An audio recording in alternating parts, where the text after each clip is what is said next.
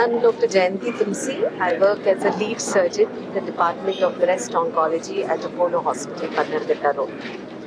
ಇವತ್ತು ನಾವು ಇದೊಂದು ಮೀಟಿಂಗ್ ಮಾಡಿರೋದು ಒಂದು ಹೊಸ technique for breast cancer surgery, ಅದಕ್ಕೆ robotic assisted nipple sparing mastectomy ಅಂತ ಹೇಳ್ತೀವಿ.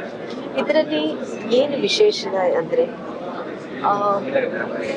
ಇಂಡಿಯಾನಲ್ಲಿ ನಮಗೆಲ್ರಿಗೂ ಗೊತ್ತಿರೋ ಹಾಗೆ ಇನ್ಸಿಡೆನ್ಸ್ ಆಫ್ ಬ್ರೆಸ್ಟ್ ಕ್ಯಾನ್ಸರ್ ಜಾಸ್ತಿ ಆಗ್ತಾ ಇದೆ. ಆಮೇಲೆ ತುಂಬ ಯಂಗ್ ಆಗಿರೋ ಮಹಿಳೆಯರಿಗೆ ಇದರಿಂದ ಎಫೆಕ್ಟ್ ಆಗ್ತಾ ಇದೆ. ಅದೇ ಟೈಮಲ್ಲಿ ಬ್ರೆಸ್ಟ್ ಕ್ಯಾನ್ಸರ್ ಟ್ರೀಟ್ಮೆಂಟ್ ಕೂಡ ತುಂಬ ಅಡ್ವಾನ್ಸ್ಡ್ ಆಗಿರೋದ್ರಿಂದ ತುಂಬ ಪೇಷಂಟ್ಸ್ ಕ್ಯಾನ್ಸರ್ ಬಂದರೆ ಕೂಡ ಸರ್ವೈವ್ ಆಗ್ತಾ ಇದ್ದಾರೆ. ಸೊ ಸರ್ವೈವ್ ಆದಮೇಲೆ ಅವ್ರಿಗೆ ಒಂದು ಗುಡ್ ಕ್ವಾಲಿಟಿ ಆಫ್ ಲೈಫ್ ಕೊಡೋದು ಕೂಡ ಅಷ್ಟೇ ಇಂಪಾರ್ಟೆಂಟ್. ಬರೀ ಕ್ಯಾನ್ಸರ್ ಕ್ಲಿಯರೆನ್ಸ್ ಅಲ್ಲ, giving a good quality of life ಕೂಡ ತುಂಬ ಫೋಕಸ್ ಇರಲೇಬೇಕು. ಅದನ್ನು ಮನಸ್ಸಲ್ಲಿ ಇಟ್ಕೊಂಡು ಅದನ್ನು with that in the thought we have done a new procedure which is called as robotic assisted nipple sparing mastectomy. ಅಂದರೆ ಬ್ರೆಸ್ಟ್ ಕ್ಯಾನ್ಸರಲ್ಲಿ ಕೆಲವು ಸತಿ ಪೂರ್ತಿ ಬ್ರೆಸ್ಟ್ ತೆಗೆಯೋದು ನೆಸೆಸಿಟಿ ಆಗುತ್ತೆ.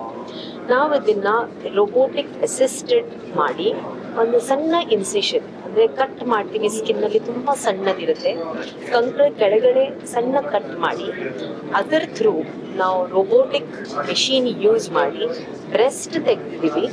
ಅದರಲ್ಲಿ ಸ್ಕಿನ್, ನಿಪ್ಪಲ್, ಆಮೇಲೆ ಏರಿಯೋಲಾ ಯಾವ್ದು ಹೆಲ್ದಿ ಆಗಿದೆಯೋ ಪೇಷಂಟ್ದು ಅದನ್ನು ಇಂಟ್ಯಾಕ್ಟಾಗಿ ಇಟ್ಟುಬಿಟ್ಟು ಒಳಗಡೆ ಬ್ರೆಸ್ಟ್ ಮಾತ್ರ ತೆಗೆದುಬಿಟ್ಟು ಅದರಲ್ಲಿ ನಾವು ಇಂಪ್ಲಾಂಟ್ ಹಾಕಿ ರೀಕನ್ಸ್ಟ್ರಕ್ಷನ್ ಮಾಡಿದ್ವಿ.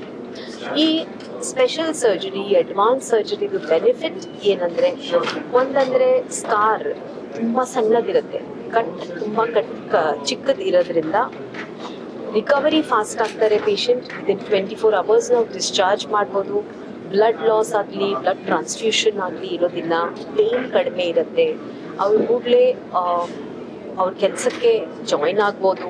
ಇವತ್ತು ಒಂದು ಪೇಷಂಟ್ ಅವ್ರ ಟೆಸ್ಟಿಮೋನಿ ಕೊಟ್ಟರು, ವಿದಿನ್ ಫ್ಯೂ ಡೇಸ್ ಅವರು ಕೆಲಸಕ್ಕೆ ಜಾಯ್ನ್ ಆಗ್ಬೋದು. ಆ್ಯಂಡ್ ಓವರ್ ಆಲ್ ಕಾಸ್ಮೆಟಿಕಲಿ ನೀವು ನೋಡಿದ್ರೆ ಪೇಷಂಟಿಗೆ ತುಂಬ ಸ್ಯಾಟಿಸ್ಫೈ ಇದೆ. Thank you. Apollo hospital, Bannerghatta road.